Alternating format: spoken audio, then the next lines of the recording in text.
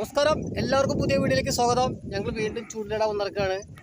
കാരണം ഇനിയിപ്പോൾ മഴ പെയ്ത് കഴിഞ്ഞാൽ നമുക്ക് ചൂണ്ടലിട്ട് മീൻ പിടിക്കുന്ന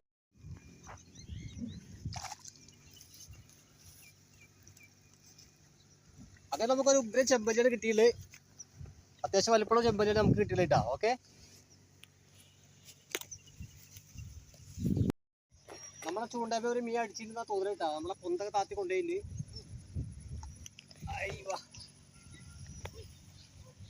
ഇതൊരു പിലോപ്പിയ തോന്നുന്നുണ്ട്, പിലോപ്പിയുടെ കുട്ടിയാണ് തോന്നുന്നത്. ഓക്കെ,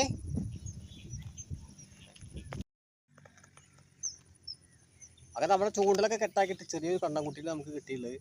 ചൂണ്ടലൊക്കെ ആകെ നാശമാക്കി ഇറങ്ങും.